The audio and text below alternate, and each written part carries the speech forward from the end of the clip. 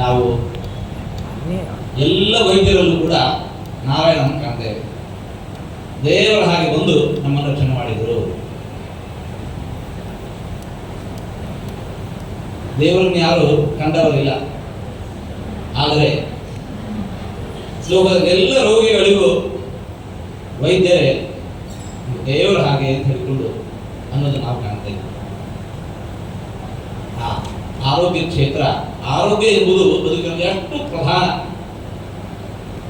ಎಲ್ಲ ಇದೆ, ಆರೋಗ್ಯ ಒಂದು ಇಲ್ಲ ಅಂತಂದರೆ ಅಂತಹ ಬದುಕು ನೀರಸವಾಗಿ ಬಿಡ. ಭೋಗ ಭಾಗ್ಯಗಳಿಗೆ ಏನು ಕಡಿಮೆ ಇಲ್ಲ.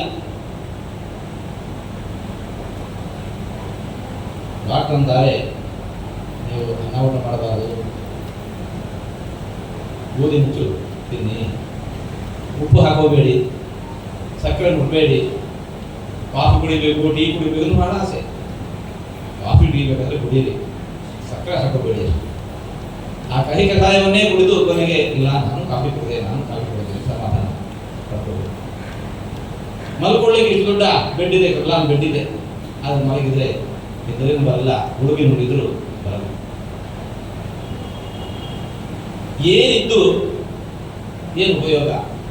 ಆರೋಗ್ಯ ಒಂದು ಇಲ್ಲ ಅಂತಾದರೆ. ಹಾಗಾಗಿ ಇವೆಲ್ಲಕ್ಕೂ ಒಂದು ಬೆಲೆ ಅಂತ ಬರೋದು ಆರೋಗ್ಯ ಒಂದು ಚೆನ್ನಾಗಿ ಇತ್ತು ಅಂತಾರೆ. ಹಾಗಾಗಿ ಆ ಆರೋಗ್ಯವನ್ನು ಕೊಡುವ ಮೂಲಕ ಇದ್ದ ಎಲ್ಲವೂ ಕೂಡ ಸಾಧನೆ ಮಾಡುವಂತಹ ವೈದ್ಯರು ಯಾರಿದ್ದಾರೆ, ರೋಗಿಗಳ ಪಾಲಿಗೆ ದೊಡ್ಡದಿದೆ. ನಮ್ಮ ಗೋಪಾಲಕೃಷ್ಣ, ಡಾಕ್ಟರ್ ಗೋಪಾಲಕೃಷ್ಣ, ಡಾಕ್ಟರ್ ಭಾರತಿ ದಂಪತಿಗಳು ಉಜಿರೆಯಂತಹ ಈ ಬೆಳೆಯುತ್ತಿರುವ ಗ್ರಾಮ ನಗರಗಳು, ಇಲ್ಲಿ ಪರಿಸರದ ಎಲ್ಲ ಜನರಿಗೆ ಅನುಕೂಲವಾಗುವಂತಹ ಒಂದು ಆಸ್ಪತ್ರೆಯನ್ನು ಕಟ್ಟಿ ಜನರ ವಿಶ್ವಾಸವನ್ನು ಗಳಿಸಿ ಇವತ್ತು ಇನ್ನಷ್ಟು ಮೇಲ್ಸ್ತರದ ಚಿಕಿತ್ಸೆಯನ್ನು ನೀಡಲಿಕ್ಕೆ ಅನುಕೂಲವಾಗುವಂತೆ ಇವತ್ತು ಸ್ಕ್ಯಾನಿಂಗ್ ಸೆಂಟರನ್ನು ಇವತ್ತು ಸಮಾಜಕ್ಕೆ ನೀಡ್ತಾ ಇದ್ದಾರೆ.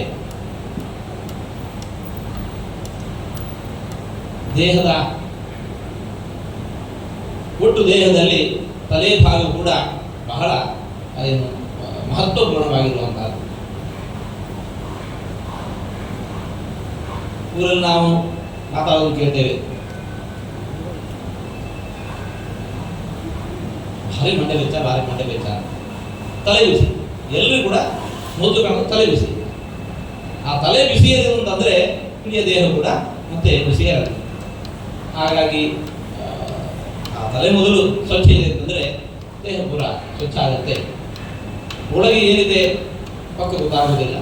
ಒಳಗಿರುವ ರೋಗವನ್ನು ಕೂಡ ಕಂಡುಹಿಡಿಯೋದಕ್ಕೆ ಇವತ್ತು ಇಂತಹ ಈ ಸ್ಕ್ಯಾನಿಂಗ್ ಸೆಂಟರ್ನು ಸಮಾಜಕ್ಕೆ ನೀಡ್ತಾ ಇರುವಂತಹದ್ದು ಅವರ ದೊಡ್ಡ ಕೊಡುಗೆ ಅಂತ ನಾವು ಭಾವಿಸ್ತಾ ಇದ್ದೇವೆ. ಸಂಸ್ಥೆ ಬೆಳೀಬೇಕು. ಸಂಸ್ಥೆ ಬೆಳೀತಾ ಹೋದ ಹಾಗೇನೆ ಸಮಾಜಕ್ಕೆ ಸಾಕಷ್ಟು ಸವಲತ್ತುಗಳನ್ನು ಕೊಡೋದು ಸಾಧ್ಯ ಆಗುತ್ತೆ. ಸಂಸ್ಥೆಯಿಂದ ಸಮಾಜ ಬೆಳೀಬೇಕು, ಸಮಾಜ ಆರೋಗ್ಯ ಪರಿಪೂರ್ಣವಾಗಬೇಕು, ಸಮಾಜದಿಂದ ಸಂಸ್ಥೆ ಬೆಳೆಯಬೇಕು. ಪರಸ್ಪರಂ ಭಾವಯಂತಹ ಶ್ರೇಯ ಪರಮವಾಪ್ಸ್ಯಥ ಅಂತ ಭಗವದ್ಗೀತೆಯಲ್ಲಿ ಕೃಷ್ಣನ ಒಂದು ಸಂದೇಶ ಪ್ರಾರಂಭದಲ್ಲಿ ನನ್ನವರು ಕೂಡ ನುಡಿದಿದ್ದಾರೆ. ಆ ರೀತಿ ಸಂಸ್ಥೆಯಿಂದ ಸಮಾಜ ಇನ್ನಷ್ಟು ಒಳ್ಳೆಯ ಆರೋಗ್ಯವನ್ನು ಪಡೆಯುವಂತಾಗಲಿ, ಆರೋಗ್ಯವಂತ ಸಮಾಜದ ಮೂಲಕ ಈ ಸಂಸ್ಥೆಯೂ ಬೆಳೆಯಲಿ. ಇದರ ಹಿಂದೆ ಶ್ರಮಿಸ್ತಾ ಇರುವವರು ಒಬ್ಬರಲ್ಲ ಇಬ್ಬರಲ್ಲ. ಡಾಕ್ಟರ್ ಅತೀಂದ್ರ ಅವರು ಜೊತೆಗಿದ್ದಾರೆ.